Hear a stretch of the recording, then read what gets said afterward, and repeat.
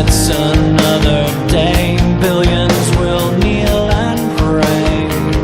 Anything to aid escape from the world so cold and gray. We're recording at night. They can't keep us down, boy.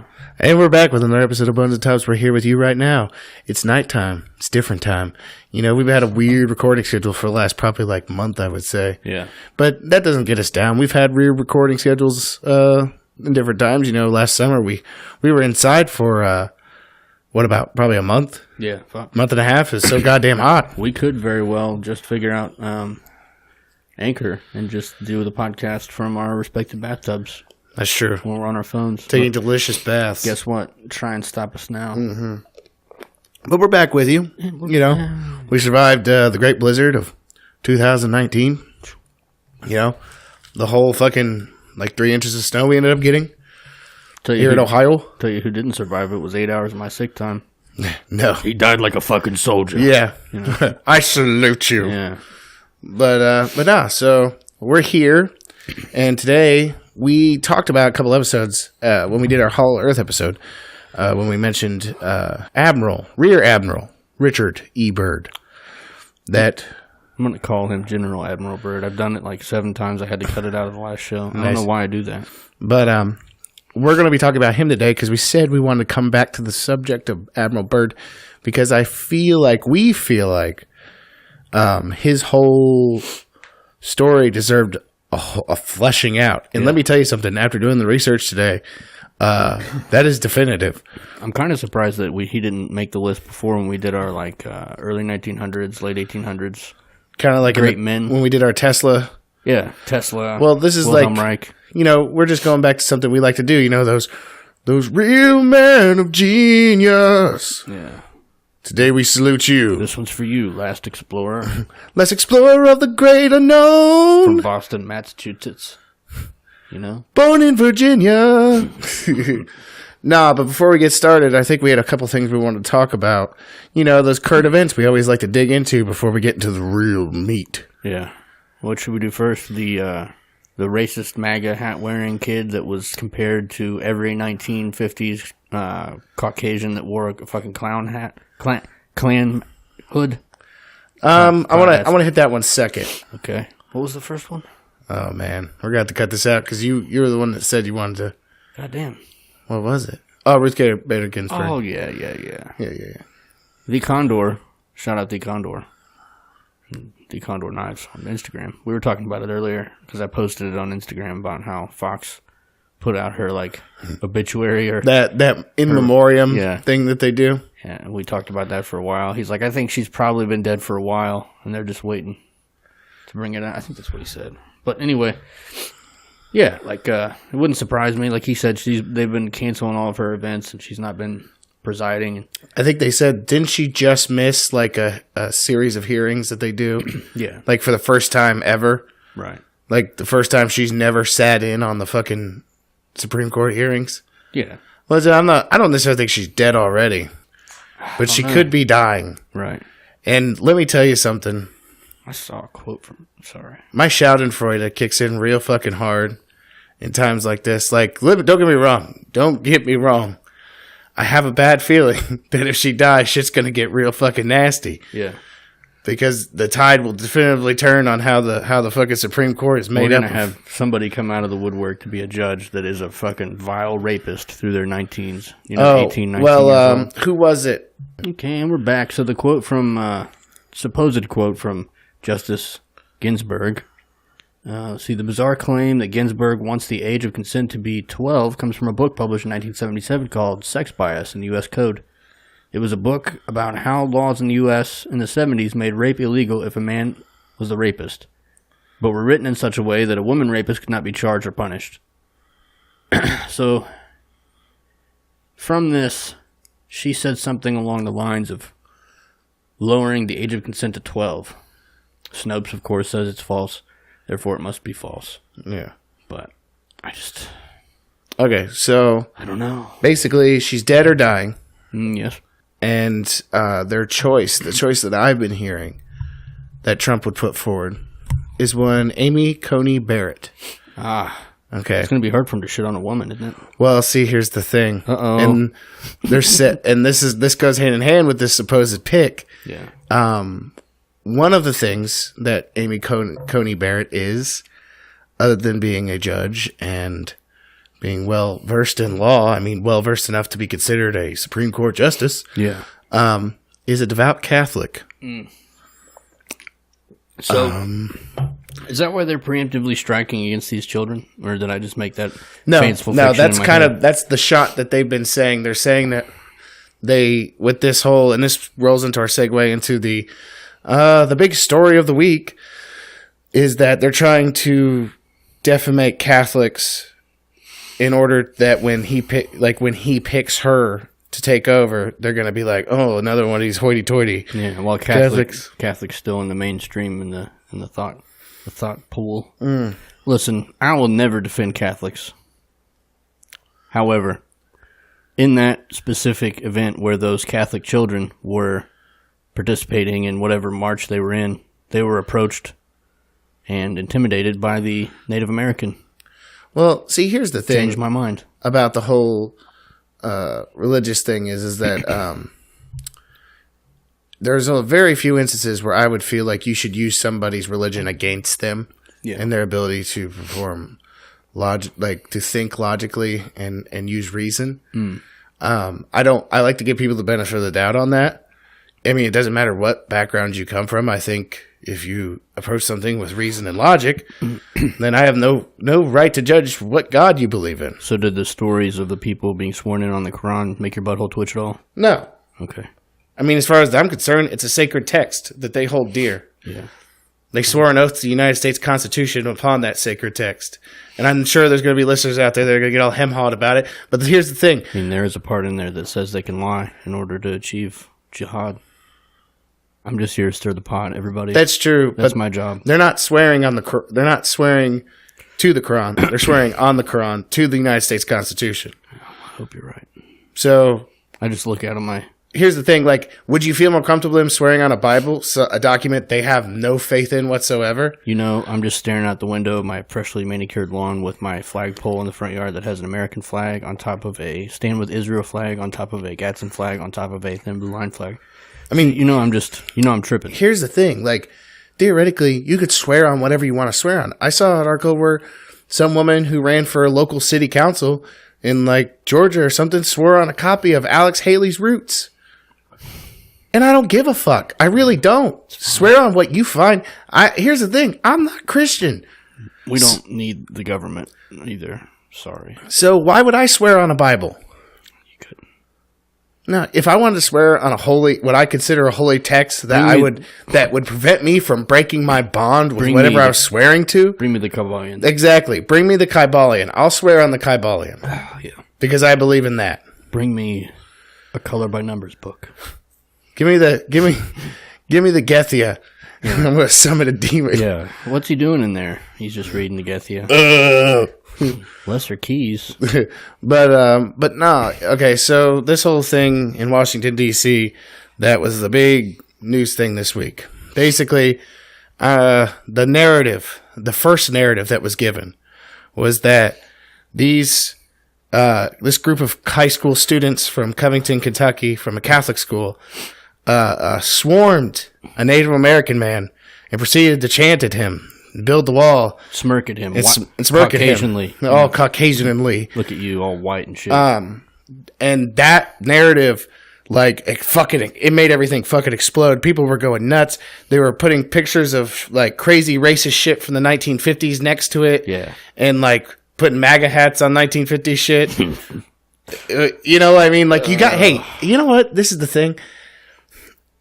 I give you an F for your research. Terrible Memers research of this shit. I give you a B+ for effort. Because you know what? At the end of the day, you know what? Even a part of me had to chuckle a little bit at it. Yeah. But, okay. And then there was a couple other things I saw. Like, people were literally, like, blue check-marked fucking Twitter people. Oh, that fucking... We're like going out there and saying, "Hey, I will give. I'm putting bounties on these children's heads." There was a female actress or a comedian that said she'd give a blowjob to somebody for assaulting one of the kids. She was a writer on SNL. Okay. Yeah. Yeah. Like far stretch, I shouldn't have called her a comedian. Various efforts to That's soliciting condone violence upon these children. soliciting sex acts for violence against children. Yeah. What the fuck is wrong with you? Where is your moral compass? Where is your fucking moral compass? What's going on Okay. in your ears? So that's the narrative that started. And even from the get-go, and I've always been an advocate on the show, is when you see a piece of information, don't be rushed to judge. Yeah. Get all the information first. The first time I saw it was a meme. That was the meme I was talking about, where it was Stairs and Caucasian. It was that kid just staring and smirking next to that Native American fellow, Yeah. and side by side with a picture of a bunch of white people aggressively standing around a black dude at a diner counter. Yeah. Yeah. Basically saying, "Oh, it's like shit hasn't changed." Back the way you came. So I saw this and I was like, I was like, a part of me at first did think, what the fuck? Yeah. But then there was that, you got to like let that other part of you say, well, hold on now. Don't rush to anything. Don't condemn. Sven, hold on a second. So then, with a little bit of, it took very little research, very little legwork. You could literally go out there and find multiple videos of the incident, right? Yeah. So that, which then leads you to find that half of the shit they were saying wasn't even true. The whole build the wall thing wasn't true. And then you find out that fucking, like, these kids were like, they go there every year, and they were at the March for Life rally, and they were on the steps singing their school songs or whatever. And then this dude just like rolled up on them, beating his drum, like singing to him, right? Mm-hmm. Okay, and if you watch the whole video, that's exactly what happens. Well, they did get into a argument with a group of black Israelites. Are those the ones that shout down white women and talk about how they're going to get raped in the streets? Also the ones who are extremely homophobic. And that's what caused the kerfuffle between those two groups, was because they were shouting homophobic slurs at the high school students. That's the place to do it. Yeah, and they shouted back, which... I mean, if someone's going to shout slurs at me, I'm not just going to take it. And go there and suck their dick. Sorry, I'm a grown man and I'm not going to take it. Right. Like, but the amount of, like, grossness that went on with this, like, to find out, like, none of it was true. Like, they obviously I don't even think they saw a goddamn video, because they jumped to conclusions real fucking quick. Yeah. I wonder, though, this is another good time, I think, to bring everybody back. And let's wrap this up. And if you like the wrapping paper, keep it on there. If you don't, you can tear it off. Put your own wrapping paper on there, Mr. Tubbs. Yeah. But here we are. Gillette. Yeah. We got angry Catholic Caucasian. Yeah. Two separate incidents, however, made to fucking polarize and separate people, right? Why don't we just quit paying attention to this shit? They're doing it on purpose. Yeah. They want us to be at each other's throats. Well, also, let's add in there that Native American fellow is also an actor. Yeah. And besides, like... And that meme you posted was hot, by the way. It was a hot take. Which one was that? The one where you're like, you only care about this Indian now, but like when the police were fucking blasting them with fucking jets of water and shit at fucking Standing Rock. Yeah. You didn't give a fuck about it. No, nobody gave a fuck. It's fine. I just urge everyone, and I'm sure everyone out there listening to Bones and Tubbs podcast is probably only in it for the laws anyway. Mm-hmm. Like we are, or we try to be. Sometimes they rope me in, but most of the time you just can't give them their energy that they need. You got to get up pretty early. Yeah. To shake this fucking apple tree. Got to wake up pretty early to shake this baby. You can't get outrage from a rock. Yeah. And that's my nickname. I don't know if you knew that. It's The Rock. Dwayne The Rock Johnson. He stole it from me. I've been The Rock longer than he has. But nah, I mean, like, it takes a lot for me to get out. I mean, there's things to get outraged about. There are things to get outraged about and get mad about. Wish we'd take all the fluoride out of everything and see how mad you were then. You think that would have changed? I'm already an angry individual. I don't. It's do almost like do? I almost dose myself to prevent rage by drinking fluoride. Would it give you like a berserker? You think you just go into a blood rage? Yeah, the blood fever. And I bet you I'm not the only one. No, I think there might be two people in this room that might. Yeah, And there's only 2 people in this room, so unless there's somebody hiding over there. We got the casting couch. There might be somebody hiding in there. Yeah, hiding behind it. You never know. But yeah, I mean, speeding my balls off, by the way. If you couldn't tell. Oh, that's good. This bang's got me going. But no, it just all. It's so gross. It's also gross to elicit all this emotion. Like, I feel like they're using some sort of spell because this raw emotion they keep getting is like fueling them and feeding them. You know what I mean? Right. Stop feeding the monster. Let them starve. Yeah. I wonder, speaking of outrage and all that and removing fluoride, you think if the French protests keep going, like how long does that have to go? And if they take all the money out of the banks, forcing a bank run, is that going to affect our banking system? Everything's globalized. In theory, yeah, it would. Ours is shaky as fuck anyway. It would affect our system. And it's crazy is this yellow vest shit's been going on for like fucking 4 months now. Yeah. Every weekend.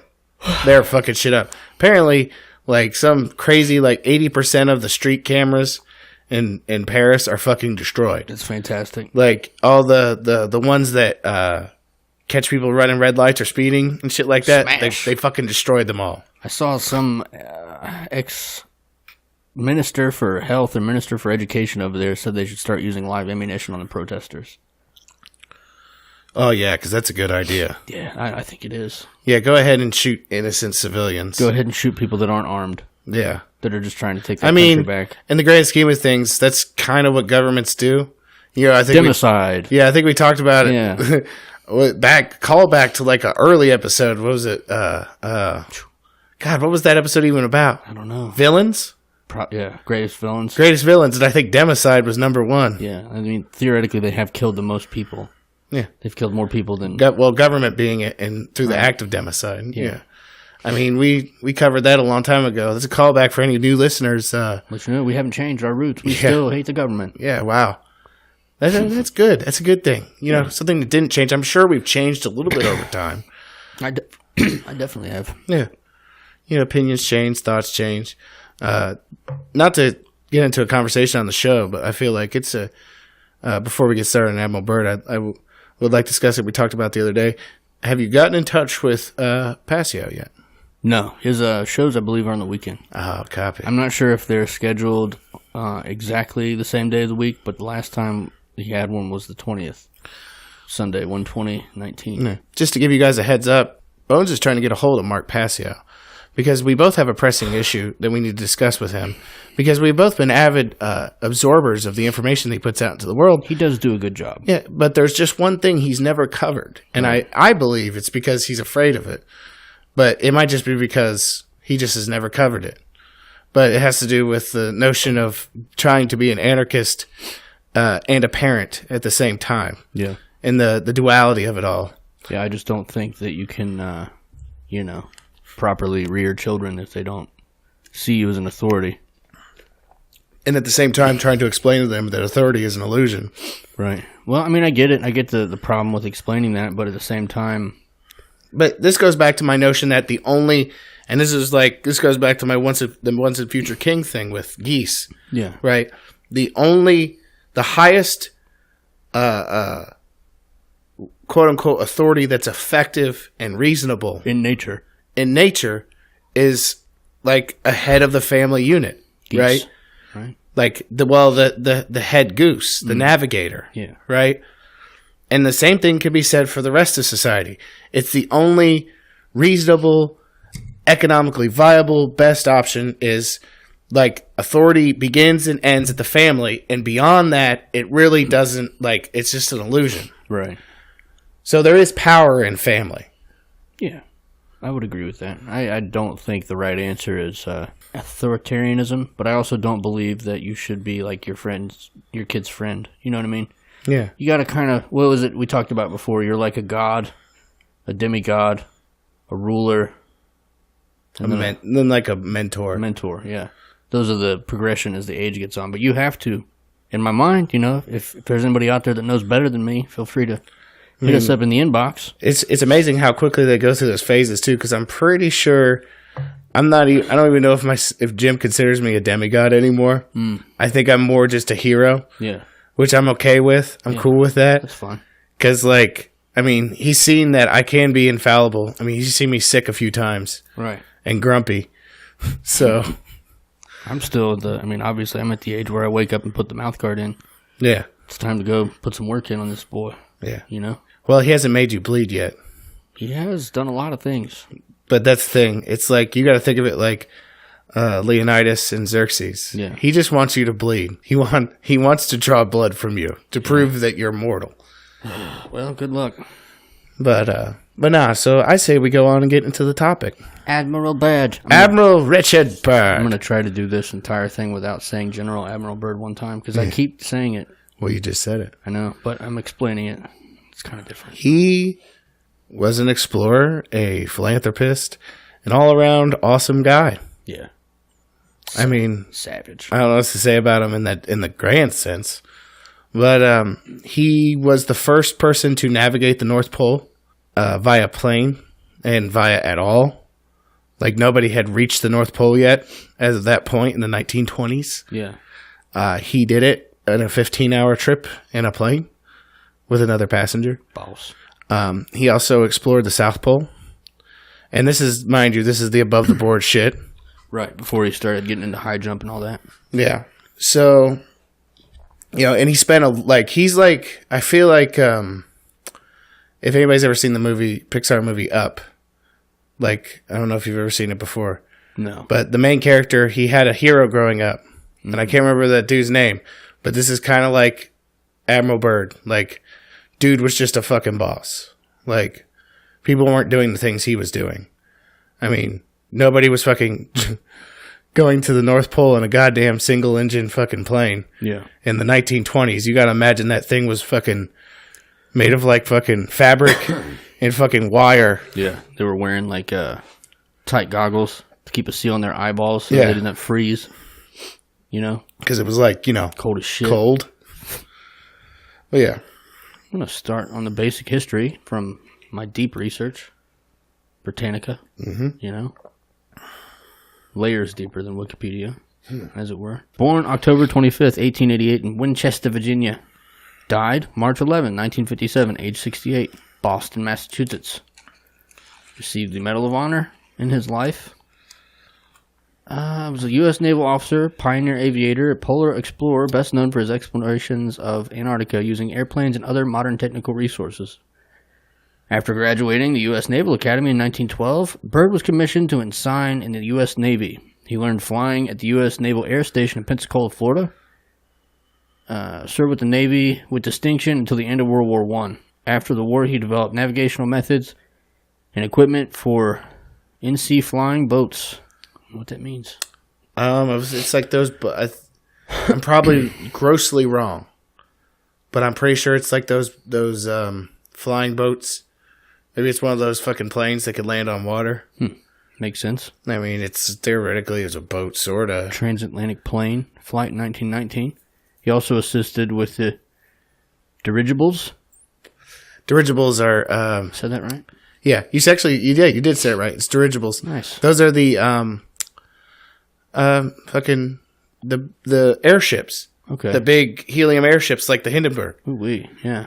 Yeah. That was never... Which, I mean, that was kind of the one that ended dirigible travel because... This is a terrible idea. Yeah, well, see, that's the thing. I mean, there was a time when that was going to be considered the way to travel of the future. Yeah. Because you just hop in the cocksucker and it fucking gets up in the air, takes you to your destination at a decent speed. Turn on the ceiling fan and we'll float. It's a nice smooth ride versus a plane. I don't know how many of our listeners have ever been in a plane before. I have limited experience in a plane, but let me tell you something. I mean, it's mostly smooth, but if you're sitting right on the fucking wing, there's a little bit of a little shakiness, little bumpy every once in a while. Yeah, you know, versus a dirigible, which would have been a fucking smooth ride until somebody lit up a cigar and it's over with. Oh, the humanity! Yeah, his polar career began in 1924 when he had command of a small naval aviation detachment with Commander D.B. McMillan. Arctic expedition to western Greenland based in Ita. The experience of flying over sea ice and glaciers in western Greenland had fired Byrd with the ambition to fly over the North Pole. On May 9th, 1926, Byrd, acting as navigator, and Floyd Bennett as pilot, made what they claimed to be the first airplane journey over the North Pole, flying Kings Bay, Spitsbergen, Norway, to the pole and back. The flight lasted 15 and a half hours with no mishaps beyond an oil leak from the starboard engine of the Fokker tri-motor airplane. Fuck, man. You know, like, you gotta put yourself in their shoes. Like, I would fucking shit my pants if I'm in a plane. Goddamn engine's leaking! And you're like, I mean, you're like there. You're at the North Pole. You're where nobody's been before. Yeah, you're fucked if anything goes wrong. And you see that the fucking starboard engine's leaking oil. Mm-hmm. I would be, listen, just like there's no atheists in foxholes. There's no atheists in fucking old school 1920s planes flying over the fucking North Pole. True story. Here we go on to talk about some fake news that Britannica might be involved in. One of Byrd's earlier associates, Bernd Balkan, even claimed after Byrd's death that the flight to the North Pole had been a hoax. The discovery in 1996 of the diary that Byrd had kept on his famous flight shed new light on this question. Byrd's diary entries suggest that the airplane was still about 150 miles short of the North Pole when Byrd decided to turn back because of the concern over the oil leak. If this is true, then credit for the first flight over the North Pole actually belongs to that I can't pronounce. I wonder if that's... I don't know, man. That harken back to that episode we did on the Hollow Earth about that journal. Yeah. You know? Yeah. That might be the insert there, the fake news. I'm going to go ahead and credit Admiral Byrd with the first flight to the North Pole. He's credited with it. And I'm going to turn off Britannica. Yeah. Because I'm triggered now. Now, after his first flight over the North Pole, he began to gain serious notoriety. Because, I mean, you got to think of it like this. Like, as far as anybody was concerned at the time, the North Pole and the South Pole were virtually the last frontiers. Yeah. We didn't know shit about them. Like, 'cause nobody could go there because it's too goddamn cold to go on foot. You'd fucking die. What was the show we watched the other day? The Chronoscope? Yeah. The weekly Chronoscope? Yeah, that was a good show. Where he was being interviewed by newsmen. You know? Everybody should check that out. I'll post it on the Facebook page. But it was good. Yeah, it was a good I episode. feel like they were all smoking cigarettes in my memory. At least one of them had a whiskey drink. Yeah. They had to get one good jab in against women. Whamming. They didn't respect whamming. I mean... Not back then. Not in the way you're supposed to respect whamming. I feel like they were all the actual Ron Burgundies. I mean, it wasn't even that bad of a jab in even modern terms as far as I'm concerned. Like, I think even most women would laugh at the joke. Shit, man. I mean, it was pretty simple. Like, just imagine if the mainstream media got a hold of, like, if we were on a modern day Chronoscope talking about our flight to the fucking North Pole of Mercury or wherever, and we're like, yeah, ain't no women been up there. And somebody's like, must be the most peaceful place. I could hear it now. It's a joke, you know. Oh, I get it. We're going to be the champions of comedy. We can't allow comedy to die. Well, I mean, in the same vein, you could fucking women make jokes about dick measuring contests when it comes to shit like that. Mm-hmm. Apparently, being adventurous is fucking toxic masculinity. So, I mean, fuck. Man, I'd like to perform a shout out real quick, if I may. Yeah. I believe I showed you this person. Shout out to Elizabeth Duffy. Did I tell you about her? Yeah, you did. Found her when I was floating through the TikTok. Nice. She does lots of funny stuff. She did a video I believe we shared on the Facebook page about liberal logic on toxic masculinity. It was awesome. Yeah. Everybody check her out. Yeah, go check it out. Leave her some comments. Say the Bones and Tub Show sent you. But, so, that's kind of like the normal bare bones Admiral Byrd stuff. Yeah. Let's get into what we talked about on 2 episodes ago. Ooh, tell me more. Okay. So, we talked about 2 episodes ago how, on our Hollow Earth episode, about how on his, I believe it was Operation Highjump. Yes. Yes, Operation Highjump, 1947. It was in Antarctica. He is flying over the continent, which is supposedly made of ice. Yeah. And he begins experiencing lush fields of brown grass and hues of purple. Yeah. This is the mistake I made. We just made it again. What's that? I thought it was Antarctica for high jump, but it was actually North Pole. Was it? I thought it was Antarctica. Okay. So he's flying over it, and he sees all these things, and then he sees creatures and animals down below. The fuck is that? A mammoth? Yeah. You He is then intercepted by 2 flying saucers and is basically put into a tractor beam and led down to the fucking surface. They flew his plane for him for 7 minutes, made him land. Where he meets the quote-unquote master, Aryan. who more or less tells him, don't come back. And to also warn him that, hey, we've kind of stayed out of mankind's affairs for a long time, but you're meddling with things that should not be meddled with, and in reference to atomic energy. Right. And he said that we will take things into our own hands if you continue down this path. Most deaf. And also, fuck off. Never come back. By the way. Yeah, we tried to warn your leaders, but they didn't listen to us. So we're telling you to tell them to knock it off. We will come up there and tax that ass. We will spank that ass. Listen, I'm going to spank it. Listen. We're like the IRS. We will tax the shit out of that ass. So, and mind you, this is all below the board because this is from his secret journals that weren't published till after he died. Right. In the beginning of the journals, he explicitly explains that, anybody who reads these must understand that in my life I could not release these. Yeah. But he hopes that they see the light of day one day. Right. And that's why we're helping do that today. Doing the good work. So I tied it into the conversation we had the other day, the Factory of Sadness, where it was that encounter that happened during the Cold War, where we have Russian nuclear scientist watching the radar, yeah, with his hand on the button. United States, same thing, counterpart, hand on the button, looking at the radar. Yeah. Simultaneously, they both see nukes launched from the other one. Yeah. So they're like, time to go. yeah, what do we do? Before a decision is made, 2 saucers fly above either base and hover there. They can't be made contact with. The missiles activate, start heating up or whatever it is they do. Everything goes green, like they're going to explode in the silo, and then everything turns off. And then the saucers disappear. So they're automatically on the phone calling each other like, what the fuck did you just do to us? Yeah, yeah. And they're like, no, what did you do to us? Back and forth. Whatever had happened, those craft had disabled some piece that took, I think it was like 2 weeks to fix. Now, So at some point during the Cold War, both sides were without working nuclear weapons. supposedly, after his return from this expedition, he went to and talked to the president and explained what basically the message he had been given. Yeah. And he was told never to speak of it again. Now, here's you ask yourself, like, what if someone fabricated these journals? Now, that's a possibility. True.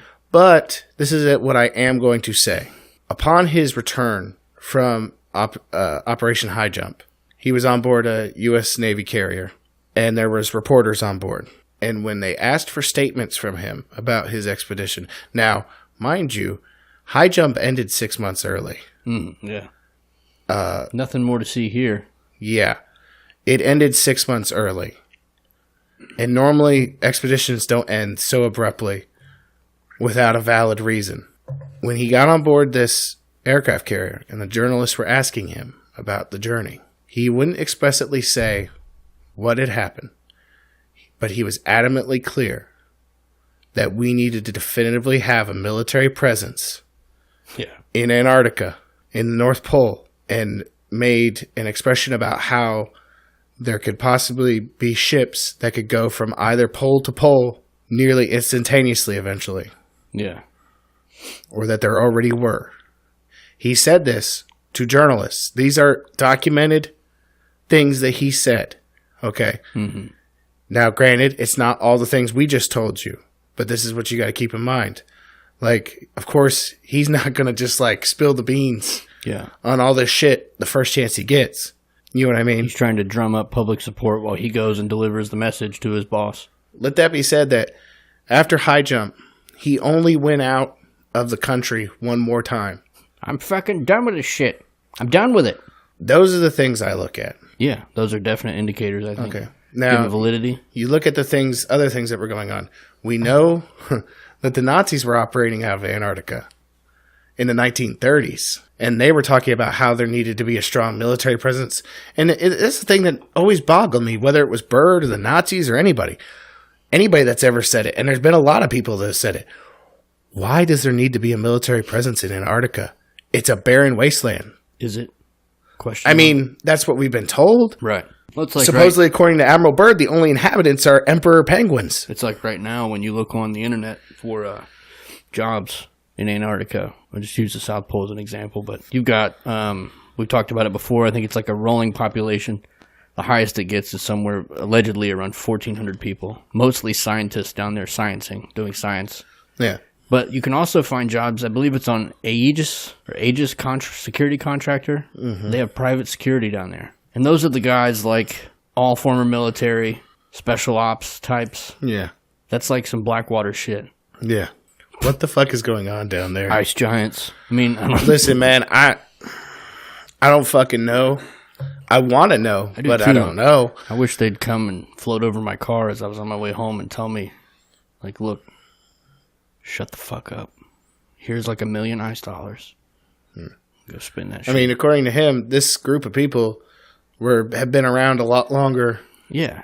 Than any of us, which leads to the question, like, if there's Nazi ties to them, how does that even make any sense? Well, I mean, take it back to a new episode of Sage Wonder on his YouTube channel. Yeah. Did you watch that? No, I didn't watch that. We talk about where royalty came from. What did he say about royalty? Royalty, if you look at the creation story, either the Bible or any of the Abrahamic religions, they all talk about the fallen angels, right? Yeah. The Book of Enoch talks about the angels coming down and mating with humans, creating heroes, men of renown, demigods. The Anunnaki, similar story where they came down and they fucked the flesh puppets that they made. Yeah. Created the same thing, heroes, giants, and all that. So when they left, the demigods or whatever, they couldn't leave. They were mixed genetics. They weren't allowed to go back. So they were in more dire straits than we were. Because they were definitively more powerful than us, but they couldn't do anything about it to leave either. Right. So they were left. They originally had made them for the purpose of controlling areas like kingdoms. Yeah. And then that's why kingship or queenship is passed down through bloodline, because they still originate from the same bloodline. Yeah. So take all that into account. You know, we've talked about the firmament before. Maybe if it's Anunnaki or if it's alien or whatever it might be, and there's not like an outer space scenario, we're stuck here with the firmament. Maybe they're from the inner Earth.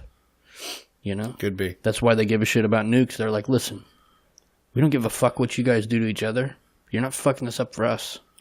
We have to live here too, cockbags. It kind of makes you wonder, like, because you know, like, North Korea was experimenting, like, they were detonating nukes underground. Mm-hmm. And then the thing collapsed. Yeah, and it kind of makes you wonder, like, and then they just stopped abruptly. Yeah. And they claim it's for peace. Right. Oh, of course.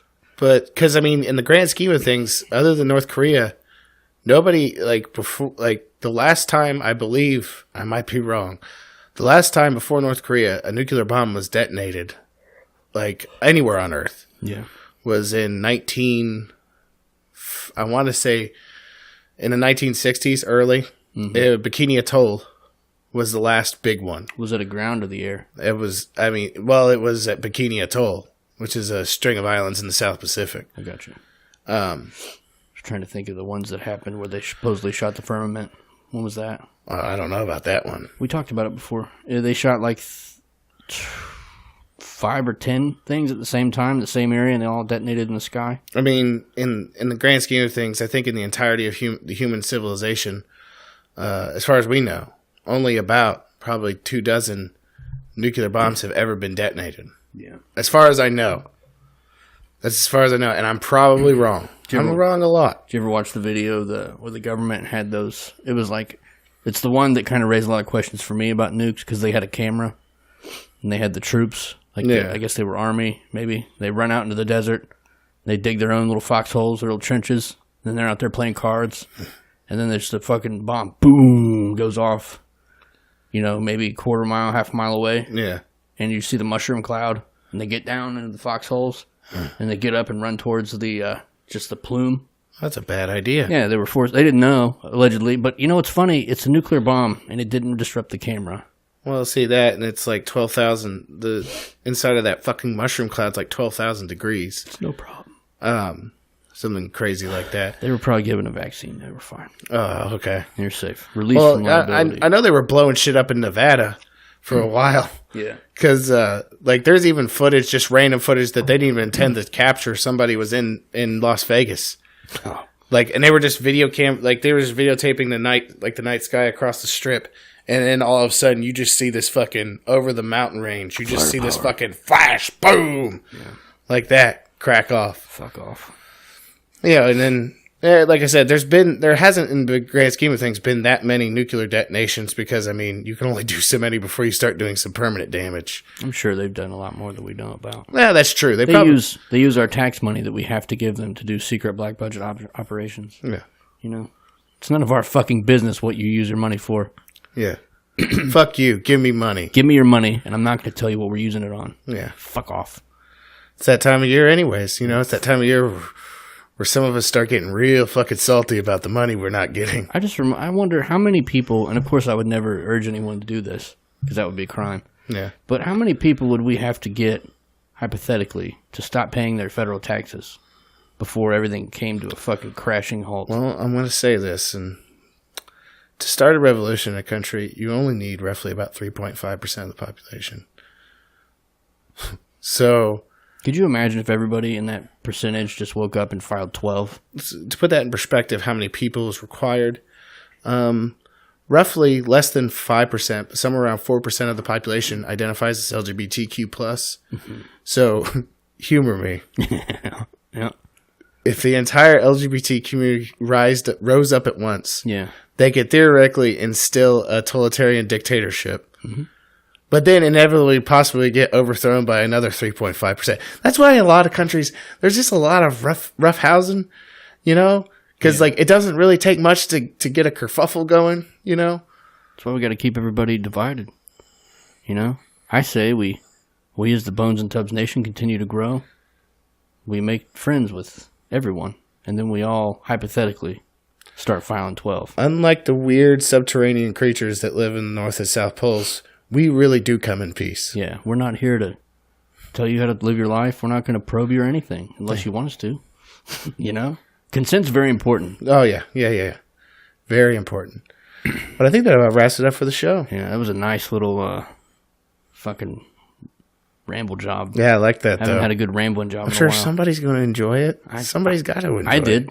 Oh, I thoroughly enjoyed it. Listen, if there's anything anybody could get out of the 100-some-odd episodes that we've done, I would say easily 98% of them I enjoyed. There's only been a couple where I've been like, I wasn't feeling it that day or something. Yeah, there's some heavy shit.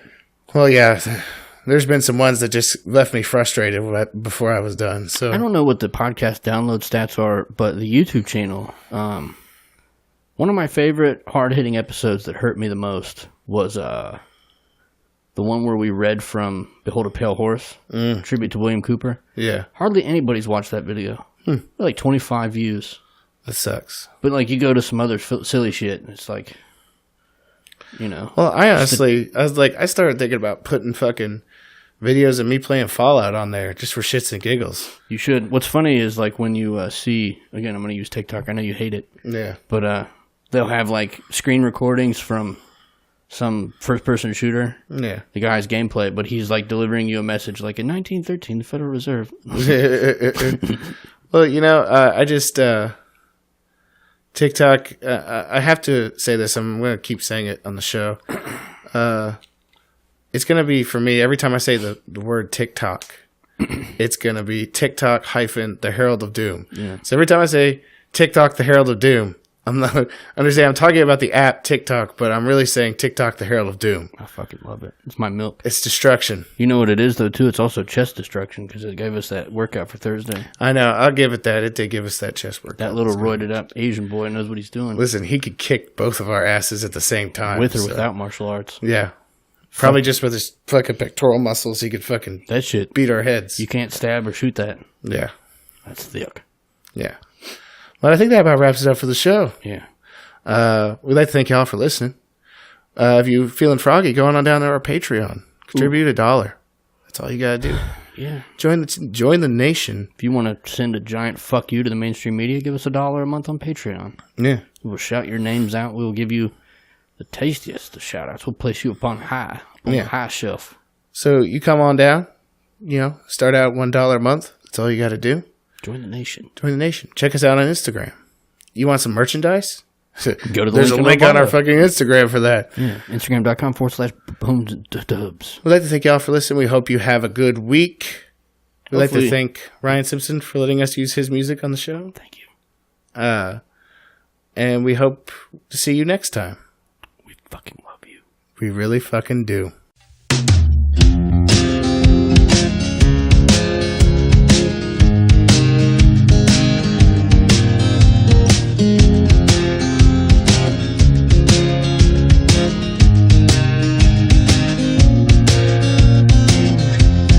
It's a complete reversal. It's the last rehearsal. Call it the final revision, but don't call it religion.